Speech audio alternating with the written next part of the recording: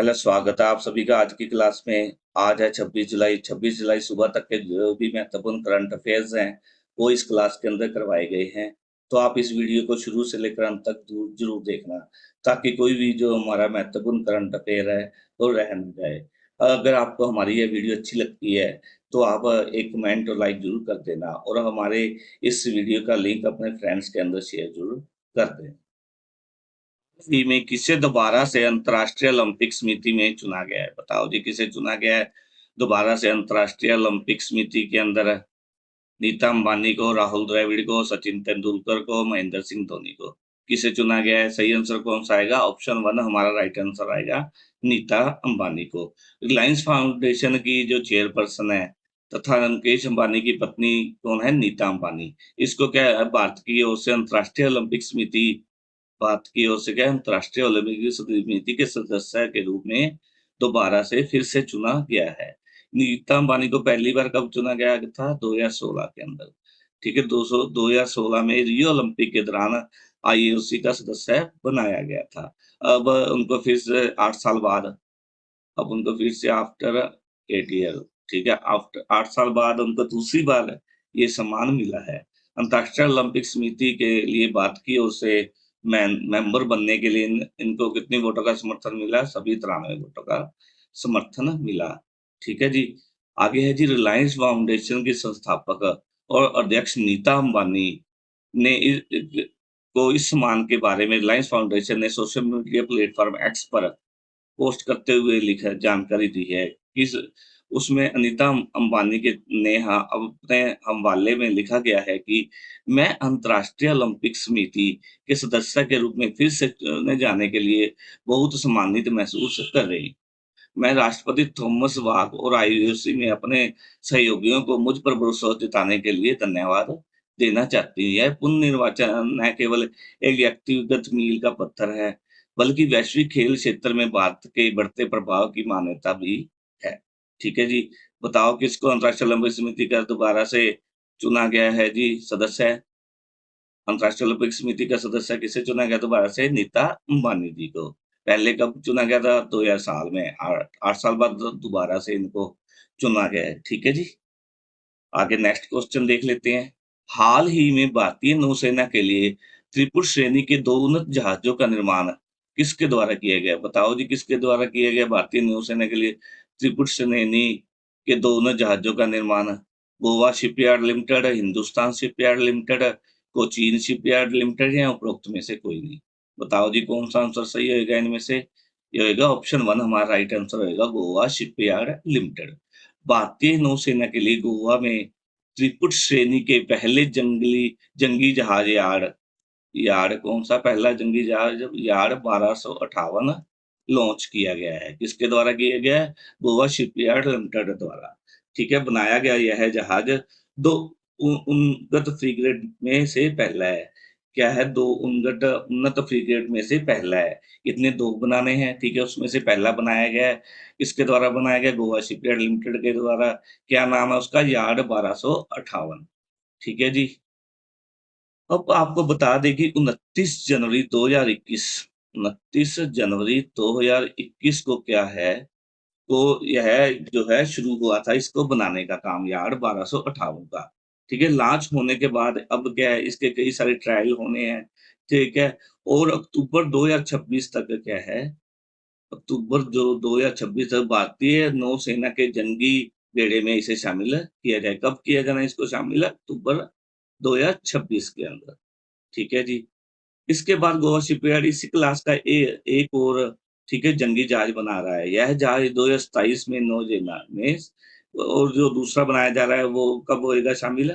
2027 के अंदर। ठीक है जी, भारतीय नौसेना में शामिल होएगा। अब बात कर लेते हैं त्रिपुट श्रेणी के जहाजों की खासियत के बारे में। ठीक है जी। रक्षा मंत्रालय गोवा शिपयार्ड लिमिटेड के बीच क्या है, 25 जनवरी, कब? 25 जनवरी 2019 को दो त्रिपुट श्रेणी के एडवांस फ्रिगेट बनाने का अनुबंध हुआ था। इन दोनों के बीच हस्ताक्षर हुए थे। ठीक है, समझौता हुआ था। इसे दुश्मन के जहाजों, पनडुब्बियों और हवाई जहाजों के खिलाफ युद्ध संचालन के लिए डिजाइन किया गया है। इन्हें किसके लिए किया गया है? दुश्मन के जहाजों, पनडुब्बियों और हवाई जहाजों के खिलाफ युद्ध संचालन के लिए। ठीक है जी।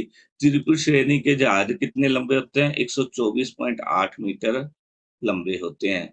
ठीक है जी। और 15.2 मीटर चौड़े होते हैं ये जहाज है जो, जिनका ड्राफ्ट है जो वो कितना है? 4.5 मीटर। ठीक है जी। अगर इन्हें 26 किलोमीटर जो ये त्रिपुर श्रेणी के जहाज है, अगर ये हम इनको क्या है 26 किलोमीटर प्रति घंटा की रफ्तार से चलाएँ, ठीक है? तो यह एक बार में 4850 किलोमीटर, एक बार में कितने? 4850 किलोमीटर रेंज कवर करते हैं, ठीक है जी। अगर 56 किलोमीटर प्रति घंटा की रफ्तार से चलाएँगे, तो यह 2600 किलोमीटर की रेंज तक जाएँगे, ठीक है जी। यह जंगी जहाज क्या है? लगभग 3600 टन, कितने? 3600 टन वज़न है, ठीक है? वो के साथ अधिकतम 59 किलोमीटर प्रति घंटे की रफ़्तार से चल सकते हैं। ये अधिकतम कितनी रफ़्तार से चल सकते हैं? 59 किलोमीटर की। ठीक है जी, इनका वज़न कितना है? लगभग है 3600 टन। ठीक है जी? आगे नेक्स्ट देख लेते हैं ये कुछ इम्पोर्टेंट। जॉन स्विनी को स्कॉटलैंड का प्रथम मंत्री चुना गया है। गीतानस नोसेदा ने दूसरी बार लिथुआनिया के राष्ट्रपति के रूप में शपथ ली है। ठीक है जी। नीदरलैंड के नए प्रधानमंत्री कौन बने हैं? डिक शुफ। ठीक है जी। क्या है? विश्व नेताओं का शिखर सम्मेलन हाल ही में 2024 कहाँ आयोजित हुआ है? लंदन के अंदर। पेटीएम ने पीओएस पॉइंट ऑफ सेल, ठीक है, कार्ड स्वैप समाधान प्रदान करने के लिए एक्सिस बैंक के साथ साझेदारी की है। आगे नेक्स्ट क्वेश्चन देख लेते हैं जी हमारा। हाल ही में अंडमान और निकोबार के नए डीजीपी किसे नियुक्त किया गया है? मनोज धालीवाल, स्मृति, एचजीएस धालीवाल, उपरोक्त में से कोई नहीं। बताओ जी किसे नियुक्त किया गया है? ऑप्शन 3 हमारा राइट आंसर आएगा, एचजीएस धालीवाल को क्या हाल ही में अंडमान और निकोबार का नया डीजीपी नियुक्त किया गया है। ठीक है जी। ये एचजीएस धालीवाल कौन है? ये हरगोबिंदर सिंह धालीवाल है। ठीक है जी। उनको क्या है? हरगोबिंदर सिंह धालीवाल। एचजीएस धालीवाल भी लिखा आ सकता है, पूरा नाम भी लिखा आ सकता है। हरगोबिंदर सिंह गोविंदर सिंह धालीवाल, पूरा नाम भी लिखा आ सकता है, ठीक है? एचजीएस धालीवाल भी लिखा आ सकता है, ठीक है जी। वो हाल ही में अंडमान निकोबार द्वीप समूह का नया डिप्टी जनरल ऑफ पुलिस नियुक्त किया गया है। इन्होंने इन्होंने पहले क्या है कि ये कब को 1997 बैच के आईपीएस अधिकारी हैं, ठीक है जी। इन्होंने दिल्ली में विशेष रूप से पुलिस आयुक्त के रूप में कार्यरत थे इससे पहले, ठीक है जी। अपने करियर के पूरे करियर के दौरान धालीवाल ने बहुत महत्वपूर्ण उपलब्धियां हासिल की हैं, जिसमें से क्या है? डोला धुआं का सामूहिक दुष्कर्म कांड, पत्रकार सौम्या विश्वनाथन की हत्या और जिगीषा घोष हत्याकांड जैसे कई मामलों बड़े मामलों को सुलझाना शामिल है। ठीक है जी। हाल ही में म्यांमार के कार्यवाहक राष्ट्रपति किसे नियुक्त किया गया है? बताओ जी किसे किया गया है म्यांमार का कार्यवाहक राष्ट्रपति? मिन आंग हवाई, आंग सान सू, मियन सवे या उपरोक्त में से कोई नहीं। किसे चुना गया है जी? ऑप्शन 1 राइट आंसर है। म्यांमार की सैन्य सरकार के प्रमुख वरिष्ठ जनरल मिन आंग हवाई, ठीक है जी, हवाई ने कार्यवाहक राष्ट्रपति का पदभार संभाल लिया है। ठीक है जी। मीडिया की रिपोर्ट के अनुसार ये किसकी जगह लेंगे? ये क्या स्वास्थ्य समस्याओं के कारण अपने कार्य में, ठीक है, अपने कार्य का निर्वाह करने में असमर्थ मियंट सवे की जगह लेंगे। ठीक है जी। क्या है? मियंट सवे है जो उन्होंने क्या है इस पद से इस्तीफा दे दिया। क्यों दिया? स्वास्थ्य समस्या के कारण उन्होंने अपने पद से इस्तीफा दे दिया। जिस कारण क्या है मीनांग हवाई को मियंट सवे की जगह पे कार्यवाहक राष्ट्रपति क्या है म्यांमार का नियुक्त किया गया है। जो सरकारी टीवी है, टेलीविज़न है जो एमआरटीवी एमआरटीवी है जो म्यांमार का सरकारी, ठीक है जी, टेलीविज़न है। पर शायद नई नियुक्ति की घोषणा में कहा गया है कि मीन आंग हवाई को सोमवार को कार्यवाहक राष्ट्रपति के कार्यालय से एक अधिकारिक पत्र मिला, जिसमें उन्हें मियंट सवे के चिकित्सा अवकाश पर अनुपस्थित रहने के दौरान रक्षा सुरक्षा परिषद से संबंधित मामलों से निपटने के लिए कार्यवाहक राष्ट्रपति के कर्तव्य का पालन करने के लिए अधिकृत किया गया है। ठीक है जी। किसे चुना गया है जी बताओ? म्यांमार का कार्यवाहक राष्ट्रपति मिनांग हवाई को। किसकी जगह पे? मियंट सवे की जगह पे। ये क्या स्वास्थ्य समस्याओं के कारण इन इन स्वास्थ्य के क्या था, इन्होंने मिनटसवे स्वास्थ्य समस्याओं के कारण इन्होंने इस्तीफा दे दिया था, ठीक है जी।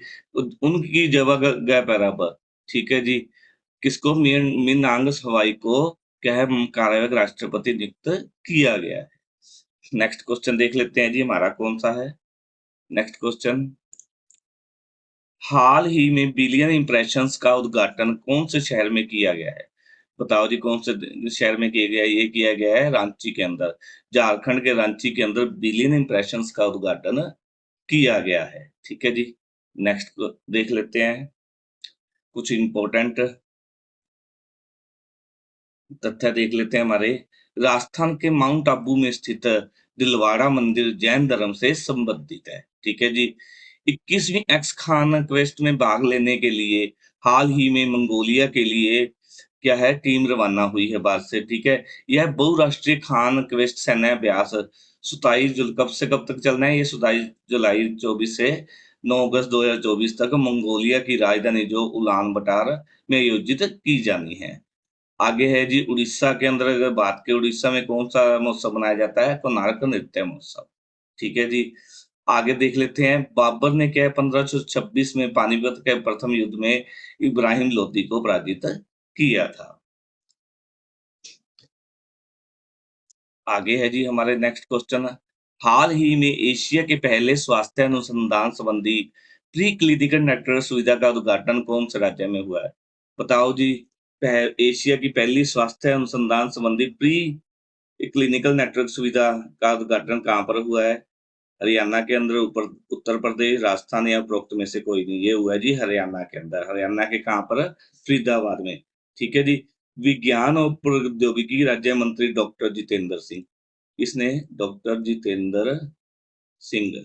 ठीक है जी। कौन से मंत्री हैं ये? विज्ञान और प्रौद्योगिकी राज्य मंत्री ने हरियाणा के फरीदाबाद में एशिया की पहली, ये कौन सी है? एशिया की पहली स्वास्थ्य अनुसंधान संबंधी प्री क्लिनिकल नेटवर्क सुविधा, ठीक है जी, सुविधा ट्रांसलेशन स्वास्थ्य एवं प्रौद्योगिकी संस्थान का उद्घाटन किया है। विज्ञान और प्रौद्योगिकी मंत्रालय ने कहा कि यह दुनिया भर में 9वां, कौन-सा? 9th दुनिया भर के अंदर, और पूरे एशिया का कौन-सा है? पहला। ठीक है।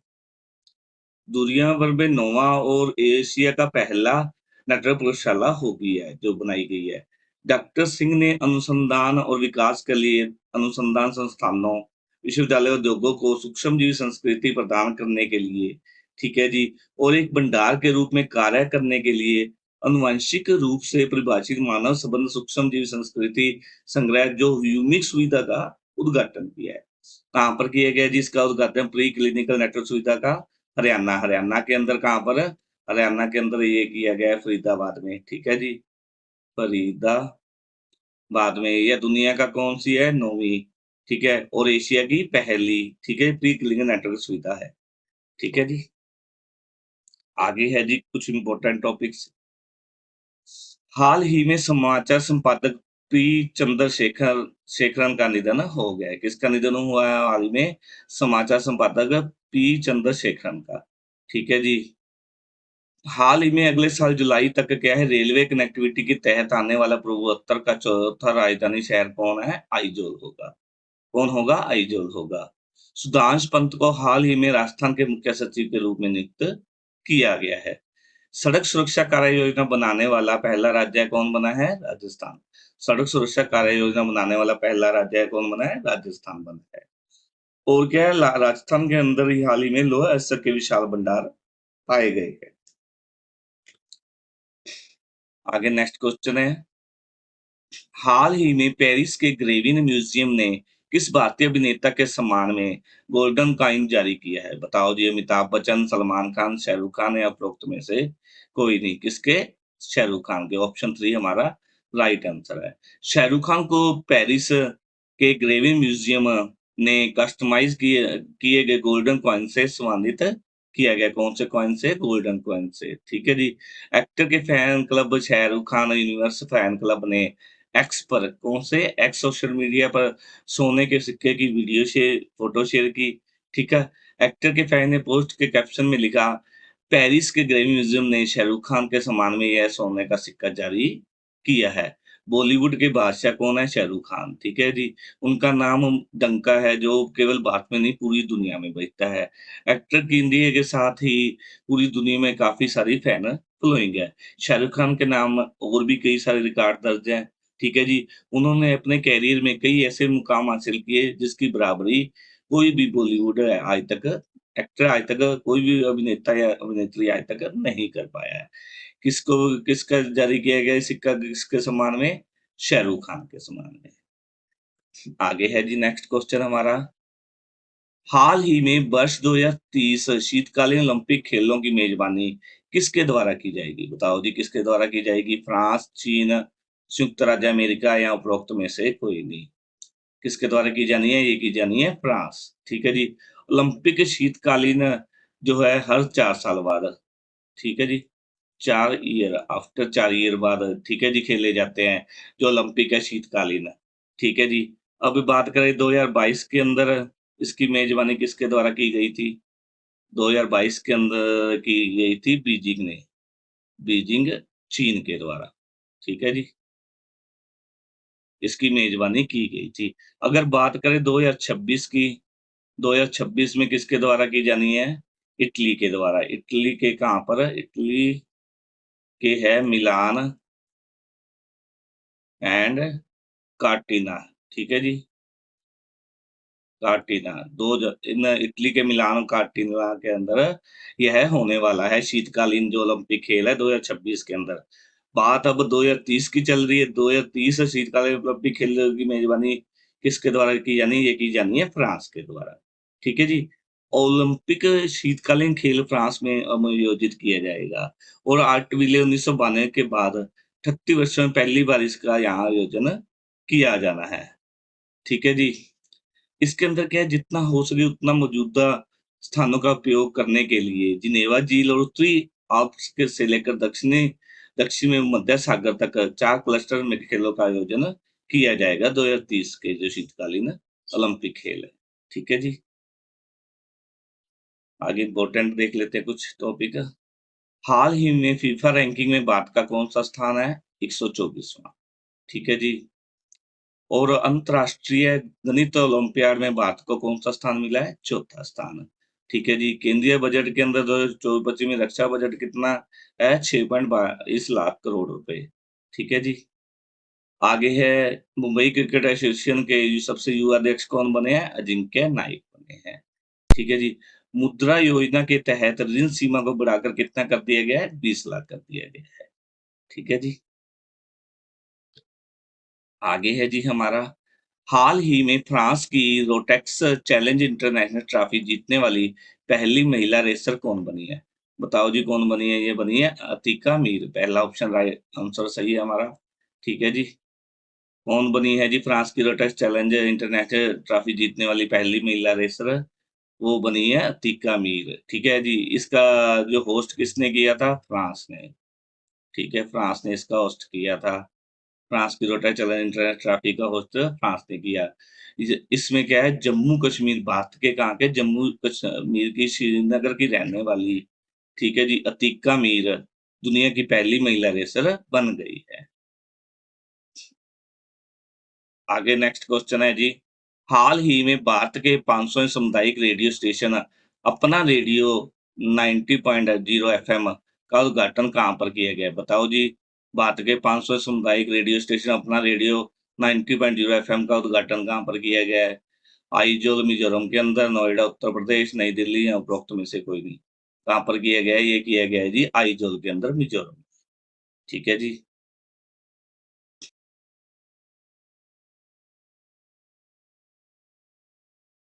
आगे है जी इम्पोर्टेंट कुछ टॉपिक्स देख लेते हैं। बेहदीन खलम उत्सव मेघालय में बनाया जाता है। कहाँ पर बनाया जाता है? मेहदीन खलम उत्सव मेघालय के अंदर। ठीक है जी। केंद्र सरकार ने हाल ही में क्या है मांझगांव डाक टिकट डाक लिमिटेड कौन सा जी? मांझगांव डाक लिमिटेड मुंबई को भारत के किस नंबर की नवरत्न कंपनी बनाया गया है? किससे बनाया गया? किसवें नंबर की नवरत्न कंपनी जी केंद्र सरकार ने ये बनाया है माजगांव डाक लिमिटेड मुंबई को। ठीक है जी। हाल ही में क्रिश्चियन माइकल को एस्टोनिया का प्रधानमंत्री नियुक्त किया गया है। ठीक है जी।